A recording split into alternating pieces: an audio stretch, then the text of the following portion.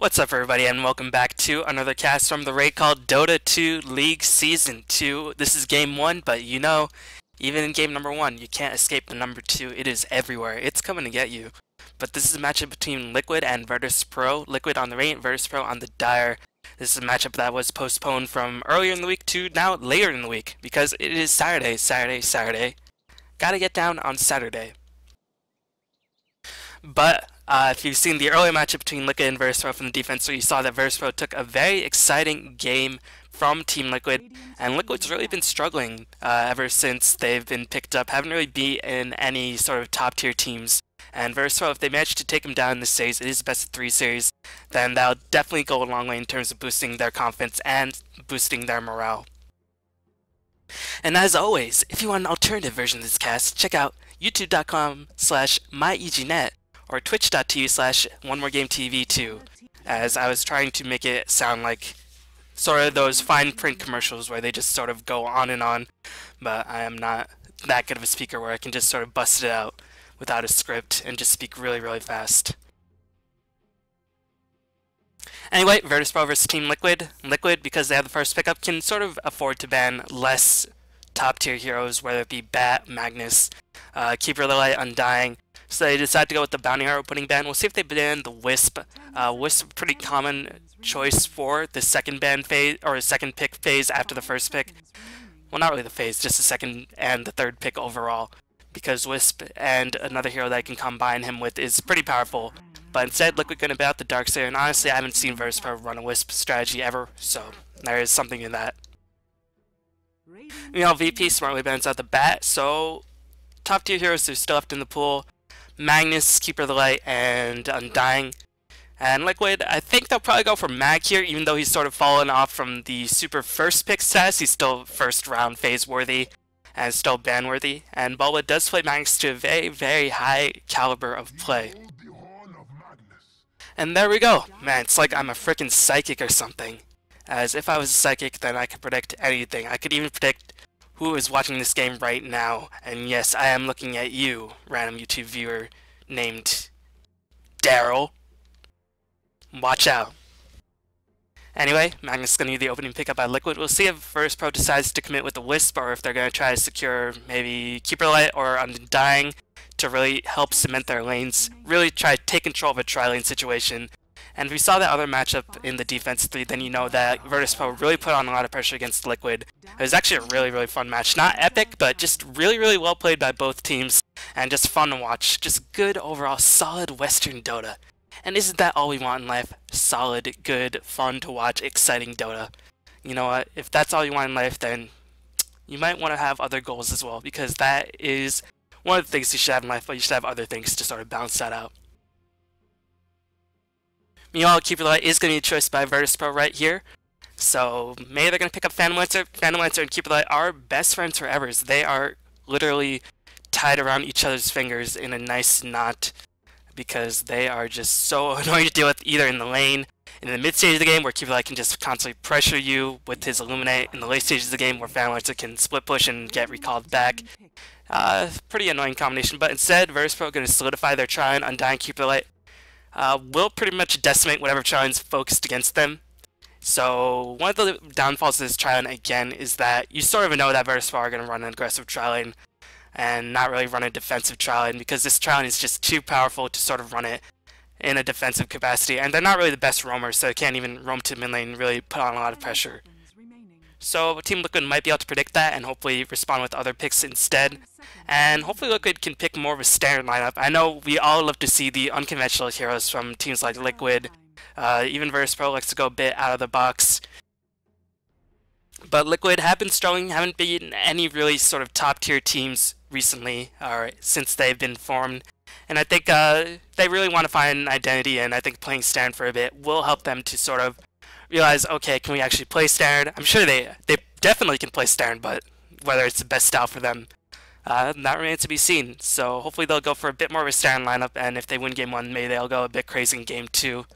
And I think I'll probably bring you the entire series, because in the other cast where I said I'd bring you game 3 after I casted game 2, Luminous actually ended up casting that, so I don't know if you ever uploaded that or anything, but I was very sad. I was considering ending my life just on the fact that Luminous decided to cast that game.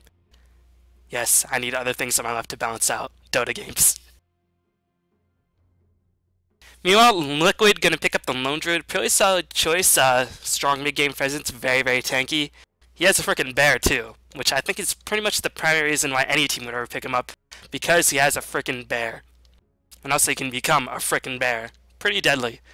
But yeah, Lone Druid, very, very powerful tank. Overall, very strong hero.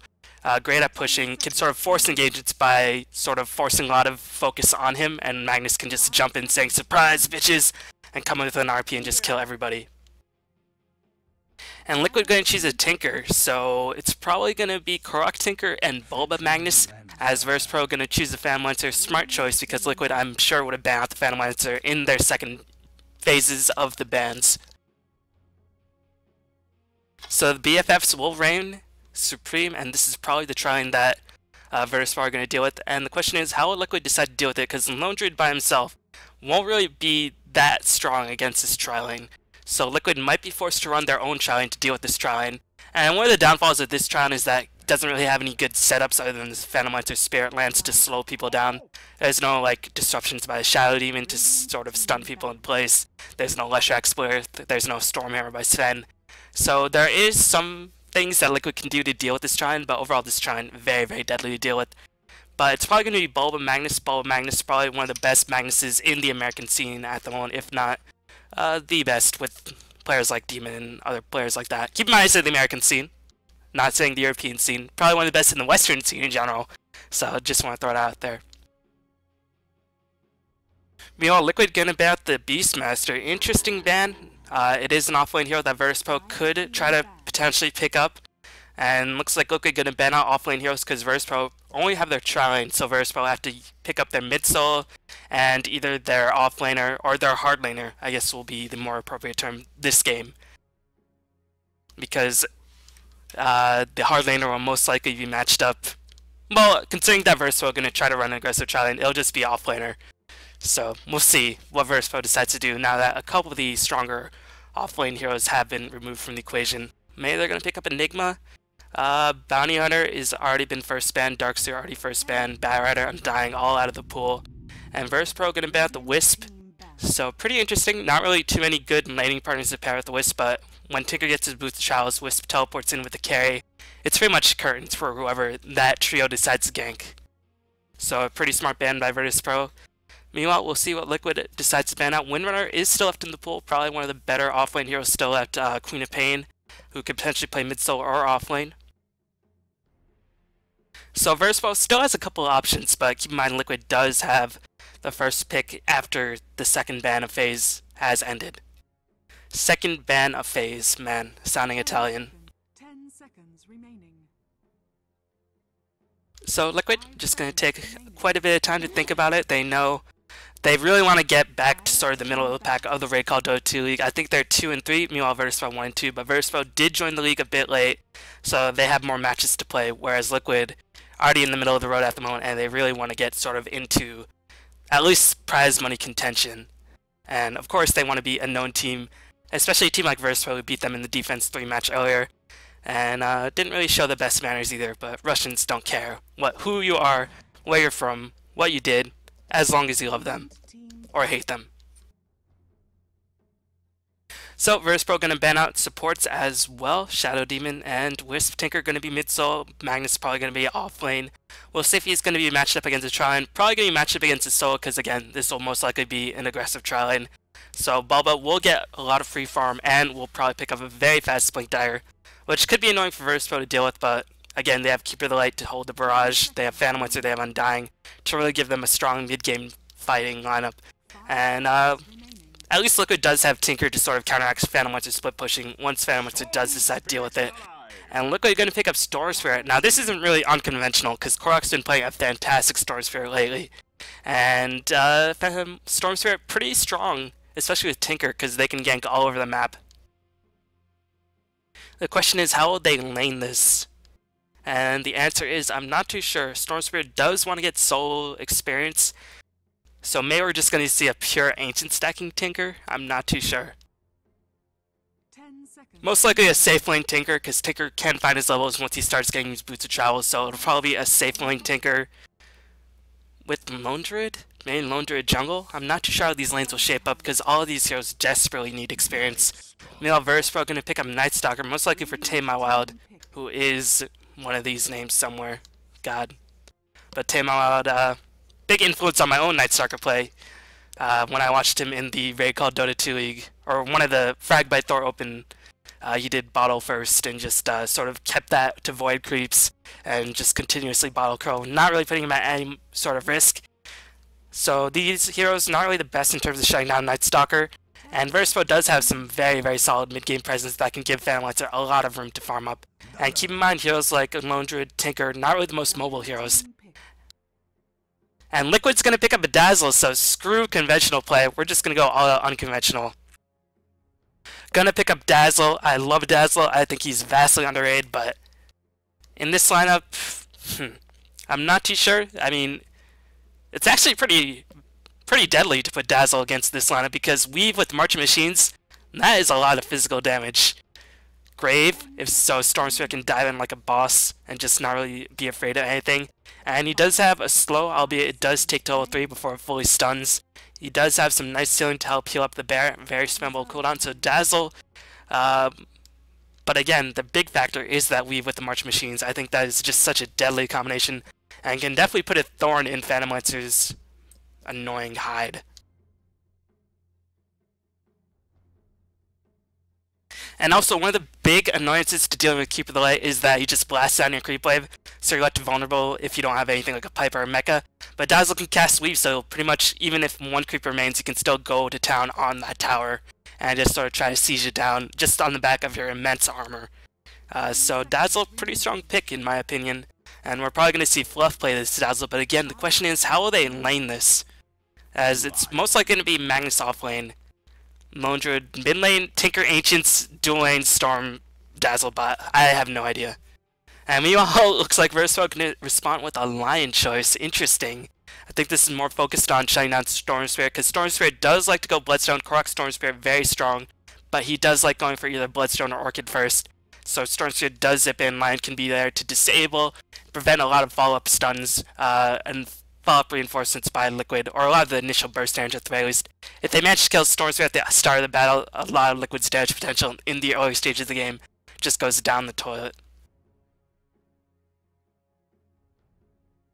So Liquid saying screw standard strategies, we're just going to throw caution to the wind, put strategies that we like, that we have probably scrimmaged with before, and that we know can work. But Bulba is going to play Tinker. Keep in mind, it was Bulba who invented the March Machine build, and according to Bulba himself, he invented every build ever.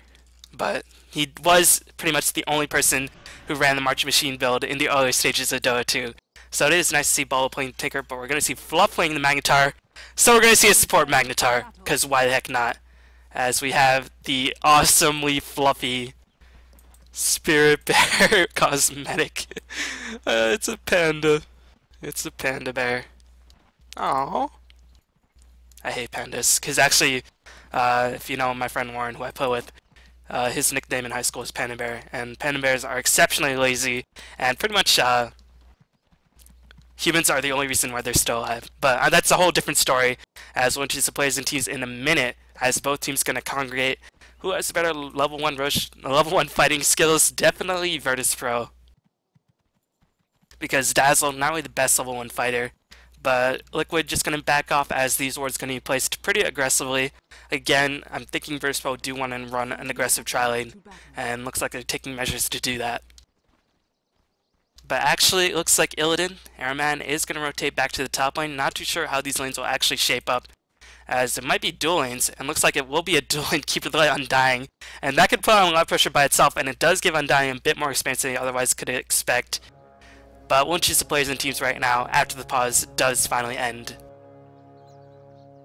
So we're going to have Fluff playing the support Magnus, because of course Magnus is supposed to be played as a support. But people like Fluff, people like Eternality just say every hero can be a support. It just matters on what you can do. And Magnus is definitely little bit more level dependent than other supports, but he has reverse, and that's pretty much all you need in the game. Korok is going to be playing his Storm Spirit, one of the best Storm Spirits right now in the Western scene. TC is going to be playing the off-lane Lone Druid, Bulba is going to be playing the Tinker, and IX Mike is going to be playing the Dazzle. We'll see what the IX Mike starts stacking H's for Bulba to really start bursting down, or if he'll just stay in the bottom lane. He might have to stay in the bottom lane, and maybe Fluff will stack Ancients instead for Tinker to sort of melt. Because, again, dual lane Undying and Keeper of the Light will just put on a lot of pressure. Meanwhile, on the side of Virtus.Pro, we're going to have NS playing this Lion. Looks like Phantom Lancer Illidan is going to be playing the Phantom Lancer. KSI is playing the Keeper of the Light. Undying is being played by Santa. And Tame My Wild is playing the Night Stalker. Didn't go for Bottle first. Again, not under nearly as much pressure as, say, if he was against a Queen of Pain or a Bat Rider. So he can afford to get a little bit of a delayed bottle. But I do expect Tame My Wild to really start bottle crowing it up once he finds himself under a lot of pressure and really starts needing to avoid creeps in order to keep up with the last hits. But the question is, where will Team Liquid get their levels? Dazzle, probably the most experienced defense support in the game, which is why we don't see him. And he does need a lot of levels in order to actually have a stun with him. He needs a lot of levels in order to really maximize the weave, to have a long casting range of that Shallow Grave, to having that spammable cooldown. Dazzle just needs way too many levels, and we see IX Mike holding on to his skill points very early on, not really committing to anything. Might need a Shallow Grave, might need a heal. Won't need a Poison Touch at L1, but still. I mean, some damage is better than nothing, so if there's an aggressive dive, there might be something to that. But Korok is just going to farm up, try to get as much experience as possible, try to get as much farm as possible, and then we'll see what he does at level 6. Meanwhile, Illidan, just having a grand old time, farming on the top lane, as NS going to try to harass the bear. The bear is running back and forth. This is going to be banned in China, because you can't kill pandas in China. Or this harassment by NS. I don't know if the cosmetic will be banned in China, but we see the bear pulling it all the way back to the tier 2, and that is pretty funny, because that is not only going to deny a lot of, or give a lot of experience to 100, it's going to deny a full creep wave to the Phantom Lancer, and that's going to make life very miserable for the Phantom Lancer. So really smart playing by TC thus far. So Phantom Lancer actually loses out on pretty much an entire creep wave's worth of experience. Just on the back of that, and NS not being known for the best last hitting, only managed to last hit one of those creeps and under a little bit of pressure by that cuddly cute panda bear, but should be able to escape just fine. And the tower's still at very high HP. Phantom Lancer not really the best pusher by himself, neither is Lion. So TC playing very, very smart, only 3 CS, but denying as much farm to the Phantom Lancer as early on possible. Always a good thing, but Phantom Lancer still managed to get 12 CS, and Storm has 13 CS, so all is not lost for Virtus.Pro from that exchange. And looks like the Virtus.Pro side can't really commit too much. They know Fluff is sort of roaming in the shadows after these D-wards were placed. So they're always on the lookout for that Skewer and Shockwave. Shockwave, once it does get leveled up, does do a hefty amount of damage, so can't underestimate it whatsoever. But it's going to be pretty hard to take down this dual lane, keep a lot of range, and dying super duper tank. So not really too sure how this dual lane will ever die, and I love getting Undying as much farm and experience as early on as possible, because I feel like he just grows in power so much, which is why I'm not the biggest fan of Child Undying, but hey, there's a reason why people do it. It's really, really good. As DC Nebby1A playing Dota 2, shouts to DC Nebby1A for his Dota daily, but I can't really hit on him too hard because, you know, I said I'd be doing stuff and I haven't been doing stuff either. Although the one cast a day, or one video a day, for a month seems to be going strong. Maybe I can do that 365 days, probably not, but still. Anything's possible. As Tame My Wild does manage to get his way to a boost speed and a bottle. Usually by the first night you want to have, ideally, like ultimate farm would be bottle, boots, wand, and urn. But hopefully Nightstalker can get to at least maybe one component of the urn, wand, bottle, and boots by the first night, so it can really play a huge factor in these upcoming ganks.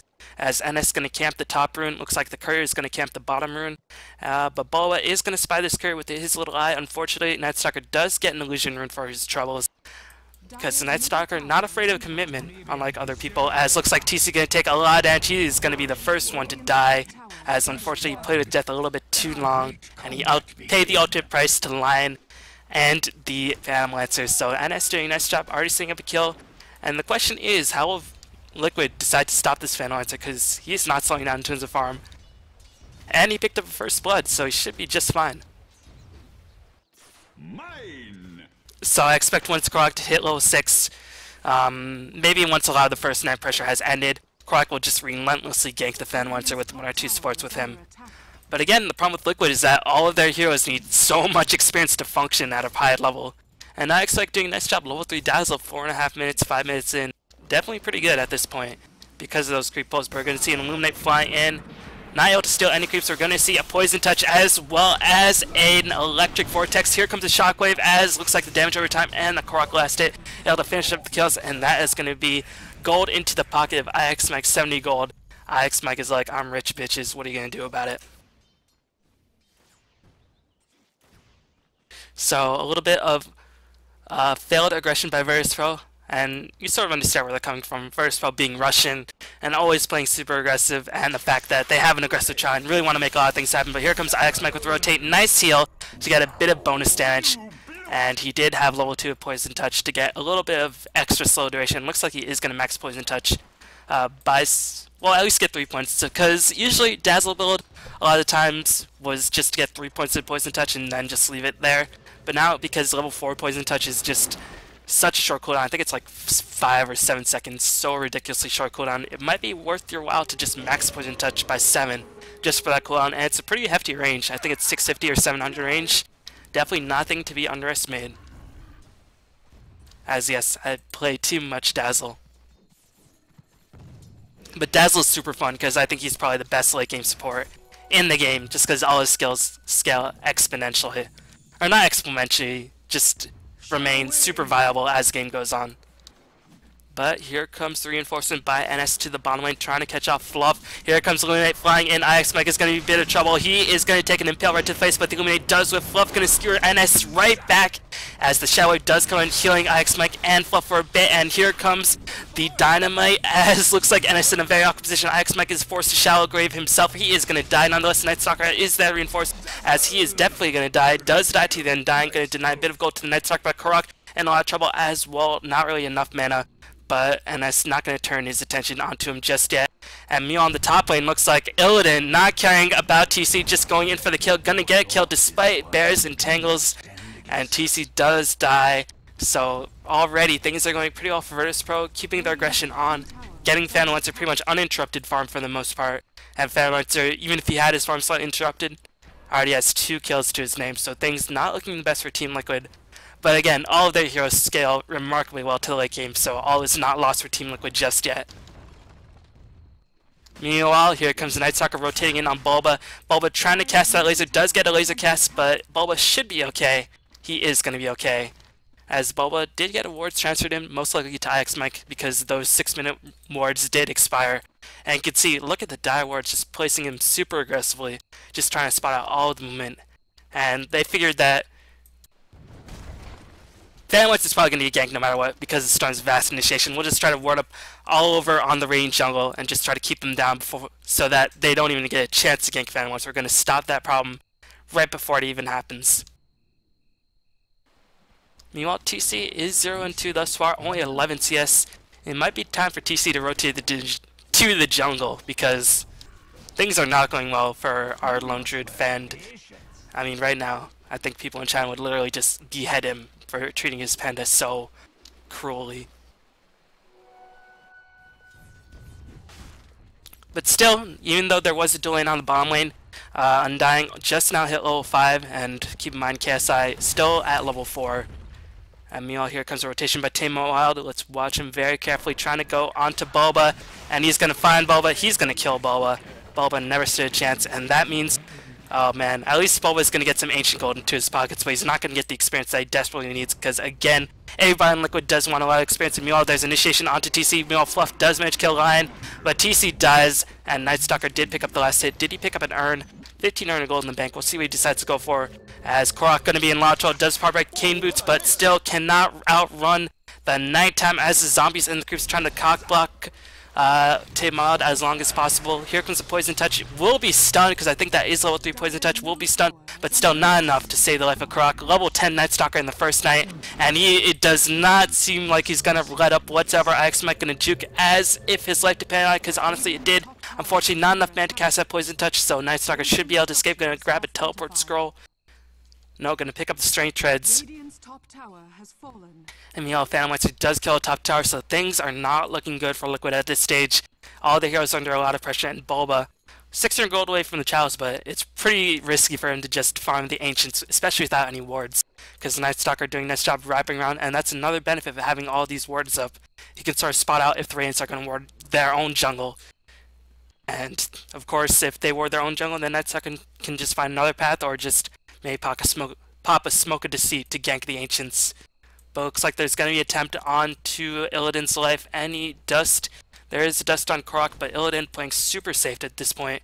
Gonna go for that Diffusal. We'll have the Diffusal up in about 300 gold. And that means Phantom Lancer will start playing a pretty big factor in the game already. As the Diffusal gives them a lot of agility, gives a lot of armor, gives his illusions a lot of agility and armor. So they can attack faster, they can split faster, they can farm faster, and they can do other things faster as well. That Phantom Lancer most likely would not want to do faster. But it looks like Liquid want to pressure the top lane at the very least, try to interrupt Phantom Lancer's farm by a bit, as Korok gonna ball lightning in. I don't think he realized that that was the real Phantom Lancer. I think he was suspecting that the real Phantom Lancer was probably in there. But that is 90 gold down the drain because Phantom Lancer is A-okay. And we'll have the Diffusal up in about 200 gold. Meanwhile, there's going to be rotation by Tame Wild, popping nighttime whenever it is up to extend at night as long as possible. And look at Tame Wild. End of the first night, Urn, Bottle, Treads, Wand, can start building to his next core item, probably an Armlet or a BKB. But Lion managed to find himself in complete no man's land. I wonder if that was just a diversionary tactic, because honestly I don't see any reason why Lion would be there. I think maybe he spotted the courier and tried to see if he could kill it, but also it's an Australian server, and it's not having the most fun this game. But also a distractionary venture, because, you know, Phantom Lancer are going to pick up his Diffusal. So all part of the plan for NS. NS clearly playing at a much higher level than we can ever hope to comprehend his mindset on why he was there. As here comes rotation in onto Fluff, gonna get silenced, gonna get killed. No, nice teleport, unfortunately. 135 gold down the drain, and Night Stalker picks up another kill, gonna turn his attention to Bulba. But here comes IX Mike, gonna cast a heal as well as a poison touch, gonna heal him and do a lot of damage, silencing IX Mike, popping the nighttime as well. Here comes rotation by TC, but Night Stalker does kill off Tinker. Here comes Korok, gonna get a kill on to the Night Stalker, gonna get another kill onto the Undying. That is definitely what Liquid want to have happen. But still, all the while, there is a Phantom Lancer in the picture, and Bulba just now picks up his boots of travel, as looks like there's going to be a lag pause right here. And Liquid must be like, yeah, that's what you get, because, you know, we said we're spiking in the last game, and VP was just like, whatever. But NS says he can't actually play, so we'll see.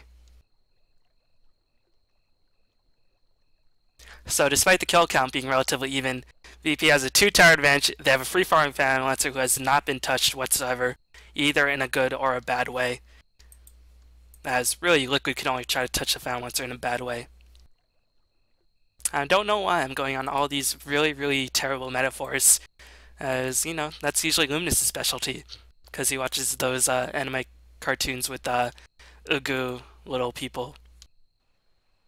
But still, nonetheless, VP in a very solid position. Now Phantom Lancer can make his way to either Heart or Manta or whatever he wants. He's level 11, almost max Juxtapose. Only problem is that he is 872 HP, actually went for an extra point into Doppel Walk. But now he can start pressuring jungle a bit more. And keep in mind, Korok pretty much out of the equation for a bit, so they can't really afford to gank that Phantom Lancer at this point. Bulba has switched to Trowel, so they can start countering the split push a little bit, but TC not having a good game at this point. 0-3-2. Bear does not have any items whatsoever either. Dazzle, you know, playing surprisingly well. Well, not really surprisingly well, because Alex Mike, of course, a very, very powerful player, as it looks like he doesn't care about that reduced cooldown just yet. Instead, wants to give his team a bit more of frequent healing and a bit more damage as well. But still, VP definitely on top in this situation. The only bright spot for Liquid is that the first night will run out very, very soon. Taking a look at the early game gold graph, actually only 2k gold advantage for the Dire, mostly because of the towers, but Phantom Lancer I thought would have been farming more, but keep in mind Bulba has been farming Ancients, which does give him a nice boost to gold. Checking out this experience, slight favor in favor of Dire, definitely nothing to write home about. 1500 gold or 1500 experience can definitely be made up very, very easily after just one successful team fight, especially in the mid game where kills definitely mean a lot more. But Lion does successfully reconnect. NS not yet level 6. That is a bit troubling for NS because it's going to be a long while before Finger does have that ridiculously short cooldown. 160 seconds at level 1, and it doesn't look like NS will hit level 2 Finger of Death anytime in this game at the rate this game is going. Meanwhile, Korok looks like he is going to go for Bloodstone, but again, if Korok does zip in, but Korok has been doing a nice job not being the primary initiator, waits for his other team to soak up the damage, and then goes in once Lion is exhausted in terms of mana. But Korok gonna go for that Bloodstone build. Very, very strong build on Storm Spirit, allows him to zip freely, get a shorter respawn time, get more mana regen, gives him a heal once he does start dying. But I expect Korok's second item after that will be the BKB because you just want to have something in place to really deal with Lion.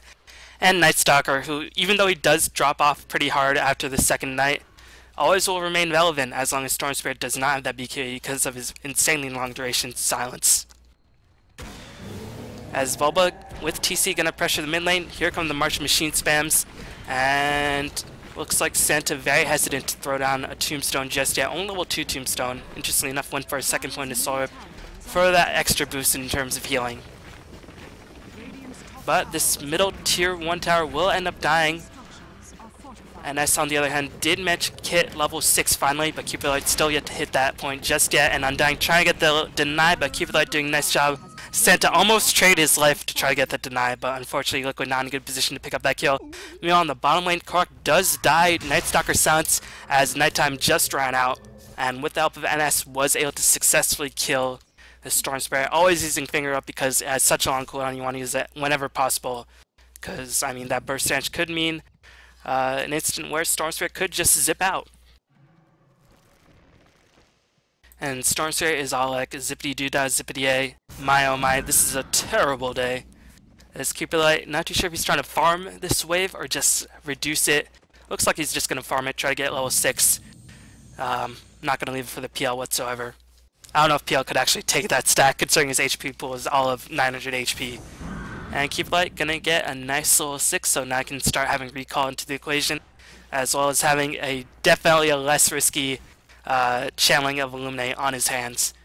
So things are not looking good for Liquid. That's the moral of the story.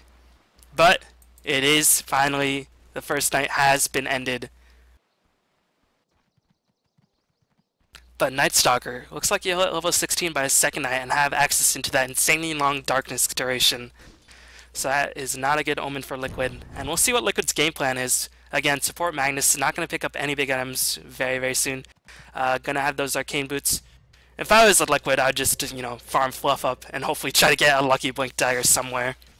Because I think Reverse is one of those spells where you can't really count it out at any point in the game. But there's going to be a smoke attempt by Virtus.Pro. This could be a bit of a trap because there's a lot of easy reinforcements by Liquid that they could make, but Darkness is going to be popped. They're going to go on to TC. Once again, Urn is going to be popped. Here comes the Tombstone. TC going to take a bunch of damage, going to take the fall as Liquid unable to reinforce it. Keep in mind, Grave at level 1, all of an astounding 550 range, so less than Dazzle's auto attack range. But at least it's better than 400 range, where you'd have to be literally up close and personal next to your hero that you're going to die with, and of course, well, Grave is not really a spell you're going to want to level up first, as NS going to rotate around. Illuminate going to catch him, and double damage Night Stalker, saying, I don't care if it's not daytime, or if it's not nighttime, I'm just going to make my own darkness, and just go and kill you. But there's going to be an attempted gank onto Phantomancer, already managed to get quite a distance away, will end up dying. Here goes the March Machines and the lasers, going to use a reverse as well. Definitely worth it, because there needs to be something done about this Phantomancer. He's just farming way too well at this point. But that is Phantomancer's first death, and he has already 120 CS to add around the 16-minute mark. Very, very good farm by Illidan, and which should be expected because he's pretty much playing the whole game by himself. As he's like, alright, I'll play with myself all day long. But still, goal graph, experience graph, taking a huge dip towards Virtus.Pro. definitely nothing that cannot be overcome by Liquid. All of their heroes do scale very, very well to the late game, but Phantom Lancer just outscales everybody. And keep in mind, Lion scales very well. Undying doesn't really scale that well. Night Stalker doesn't scale that well, but Phantom Lancer and Lion scale so well to the late game that that's pretty much the only heroes that they will need. And Keeper Light just annoying all game around. He's like your relatives visiting on Christmas or on a certain holiday, because they're just annoying all year round. Because it's like, oh man, Christmas is finally over. Oh wait, it's actually spring break, so they're gonna come up and visit. Oh wait, it's actually gonna be summer soon, they're coming up and visiting. Oh wait, it's actually whatever generic holiday is coming up next. They're gonna come up and annoy you to death. At least that's what it seems like for me, at the very least. But Liquid trying to get all of their members. They know Darkness is on cooldown, but no, it's going to be up very, very soon, and Korok's man going to be drained slightly. Nothing to write home about just yet. As Lion going to try to de-ward it up is level 8, trying to pick up that level 11 it seems like. As I'm not too sure what Ennis is doing, not teleporting to the top tower. As this top tower going to die slowly but surely. TC again, very, very bad farm. Under so much pressure, but there's going to be initiation by Korok, going to pick off Santa before he can even cast anything. And that is a huge momentum boost at the beginning of this fight, and also bait out the Darkness by Tame My Wild. Very, very strong fight being taken by Liquid thus far. Not only are they interrupting Phantom Lancer's farm, they killed Undying, so there goes a lot of teamfight presence by Virtus.Pro, and they force the Darkness. So Night Stalker, only about 30 seconds left of that fake Darkness left in the bank. And the question is, does Virtus.Pro want to do anything about it? As Flying Vision going to reveal the location of KSI, but it looks like Korok does not want to initiate onto that just yet. I think they're just going to wait out the Darkness, probably the best move. And this is the strength of Tinker. He can just reinforce his team constantly, providing that ever so annoying March Machine Barrage. Dazzle going to give them full HP. Storm Spirit gives them a reliable initiation. Magnus gives them team fight by himself, and TC gives them tank. So this is a very, very strong 5-man Dota lineup. As looks like Bulba finished the Blink Dagger, and that's going to make him even more difficult to kill and give him much wider access to initiation. And now Darkness is on cooldown for the next 8 seconds. Can Virtus.Pro actually defend this? As if I were Virtus.Pro, I'd just, give it up and just allow Phantom Lancer to maybe farm and split push mid lane. But Virtus.Pro, they do like to fight. They're like Russell Crowe. They just constantly love to fight.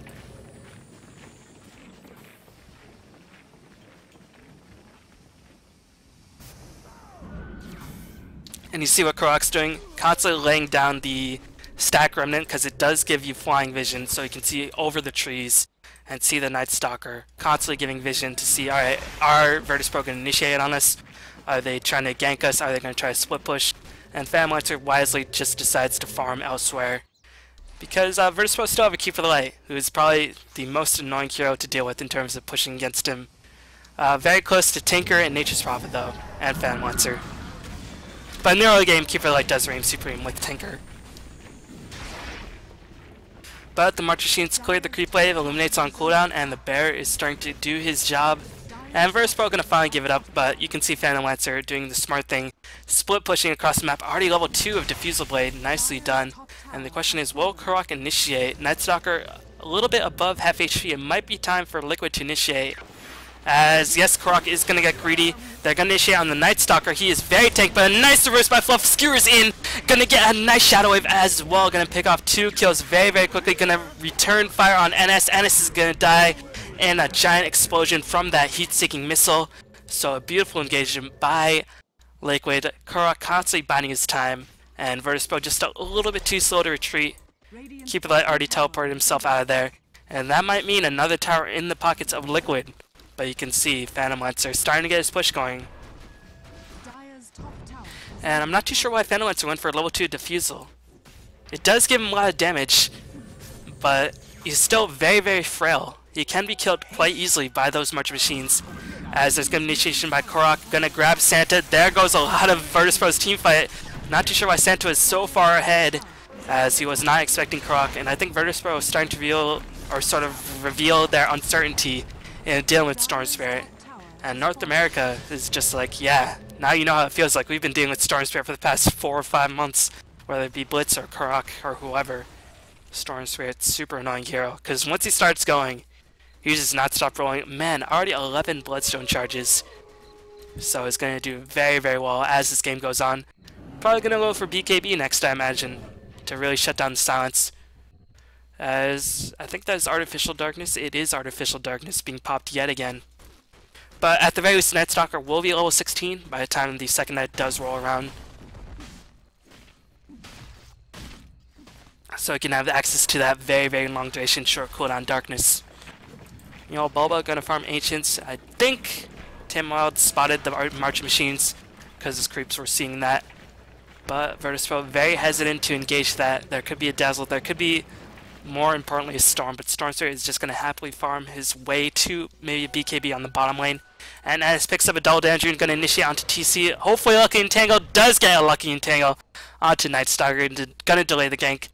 All Virtus.Pro really used for that was just a double damage rune. Didn't use anything like smoke, so still not the worst situation for Virtus.Pro. But Fluff picked up his Blink Dagger, support Magnus, 22 minutes Dagger Arcanes. Next level maneuvers by Fluff. As Fluff 4 and 1 and 5. And I've been reading in the Team Liquid forums that a lot of criticism against Fluff, but he's definitely trying to redeem himself, playing super well in this game thus far. As Fanlets are going to go for the Mantis style, going to give him more DPS, but still very, very squishy. I think I'd just finish Mantis style, just go for straight heart rather than level 2 Diffusal.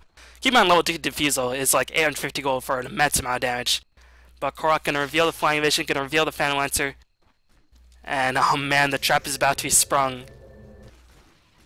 Actually, Axeman going to teleport out, going to teleport back to the base. Korok going to kill the courier, waiting, does get the kill on the courier. I think that was a Mantis-style recipe being delivered to the Phantom Lancer. And I'm sure his teammates going to happily thank Korok for that, especially IX Mike. 175 gold allows him to buy wards. As here comes the initiation by Korok once again. Missile's going to fly in. Shockwave going to drain so much of Tim Wild's HP, but Tombstone has been dropped to good engagement by Virtus.Pro so far. But the March Machines are starting to get stacked. Korok just zipping in back and forth. Force Staff going to save the life of Santa. No, it's a little bit too late. As Phantom Lancer activates an invisibility rune, trying to join the fight, but unable to really do so. As the heat-seeking missile will kill the Night Stalker. Tim Wild ventured a little bit too far, and Virtus.Pro gave up 3 for 1. And keep in mind, oh no, 3 for 2, as IX Mike unfortunately caught in the wrong end of a lance.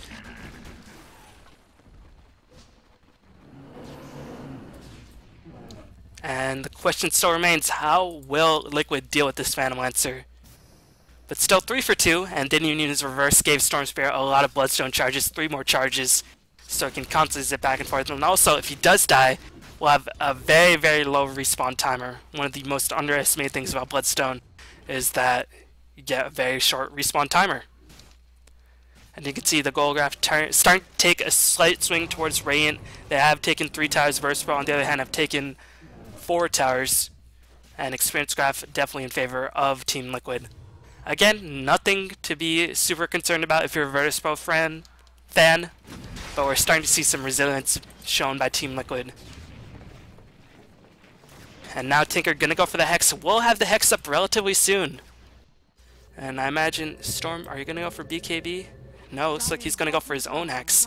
And I guess that's probably the way they're gonna combat the Phantom Lancer. They're just gonna constantly Hex him.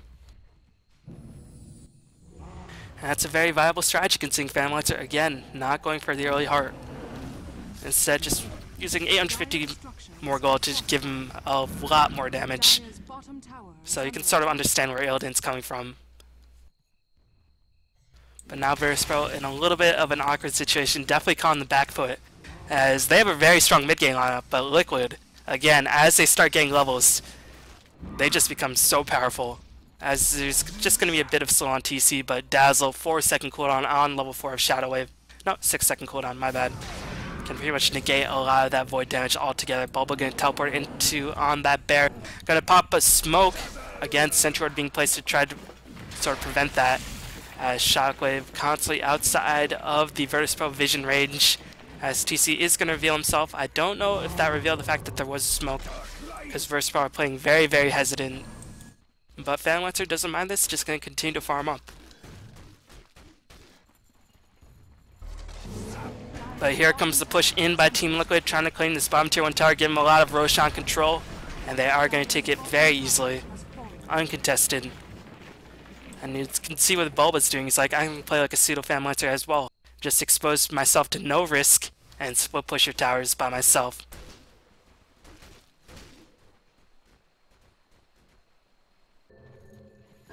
Dire's middle tower is under attack. As looks like Liquid not content with just that bottom tier 1, they want to fully secure that Roshan control.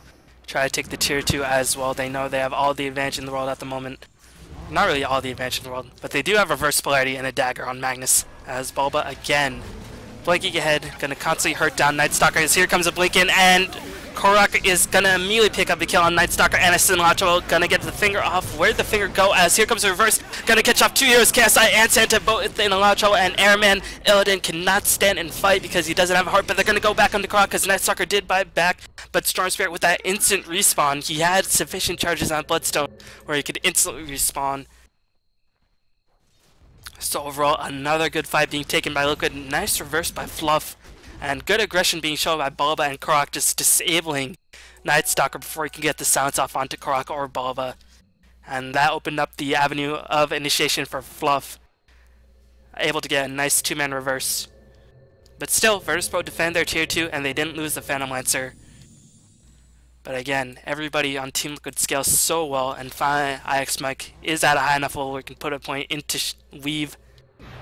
He's going to immediately use it, try to drain a bit of Night Stalker's armor, going to pop very early Shallow Grave. Here comes Korok. Keep in mind, Night Stalker already used buyback, as Solorp is going to try to keep Night Stalker alive. Here comes the Tombstone being dropped by Santa, as Fluff is going to get a blink and skewer, getting 2 of the heroes back. The Tombstone is being sieged by the Lone Druid, as 2 kills immediately being picked up by Team Liquid. Bulba is going to die, but Airman is pretty much isolated by himself, and Entangle being popped on the bear. He is going to pick up a kill onto Illidan, aka Airman, Master of the Death Man. As Liquid, showing super resiliency, they're going to pick up the Roshan and take a super successful team fight, even without the reverse. Fluff playing so well, Korok playing out of his mind, and IX Mike playing the superb baiter that he is. Do I even need to say it? I think you all know what I'm going to say about IX Mike, so I'm not even going to bother to say it, but that is going to give Korok a free Aegis, allowing him to accumulate even more Bloodstone charges, allowing him to play even more aggressively. And NS calls GG. I guess they realize the team fight of Virtus.Pro isn't exactly getting better. Keep the Light and Night Stalker not really going to get better as the game goes on. Lion kept down a little bit too hard. Illidan starting to be exposed. Was dead for quite a bit, and he could have bought back, but still not able to get the defense. So a beautiful comeback by Liquid, as they were down quite a bit in that early on stages of that game 1, but they managed to come back. Hopefully they will take game 2 for their sakes and try to get themselves to 3-3 in the Raidcall Dota 2 League. But so far they must be feeling pretty satisfied with game 1, but hopefully they won't remain satisfied, and hopefully they will still retain their competitive juices for game number 2 and try to take the series. And where did Virtus.Pro go wrong? Again, I think Phantom Lancer should have gone for Heart, but again, 850 gold for a lot more damage, can sort of understand. Where did Virtus.Pro go wrong? I'm not too sure. Maybe their picks, because they only had one disabler, who's the Lion, and they have a silence. So they don't really have any solid forms of disable. Maybe the picks. Yeah, I think it's just probably the picks, because I thought their game plan was executed pretty well. They got a very solid lead after the first night. They won the lane phase for the most part. The bottom lane, dual lane of Undying Keeper, not able to get as much experience as they wanted. But again, Fluff constantly in the shadows with that skewer made it very difficult for that trying to expose themselves and just sort of try to get up kills. I still think if Phantom Lancer went for an early Heart instead of level 2 Defusal, or even finishing in the meta, Virtus.Pro would be a bit of a better situation. But still, I think overall it was just the picks. As again, you can try to shut down Storm Spirit and Tinker as long as possible, but all these heroes scale so well that if you shut down one of them, then they're just going to get more time, more room to farm up, and scale out of control. And considering the double hex was pretty much about to be finished on 2 of the heroes, Virtus.Pro not really any position to keep going on, especially when Heart was not being finished just yet. So hopefully you enjoyed that commentary. I will be back with Game 2 very, very shortly. Thanks for watching, and I'll see y'all next time. Peace.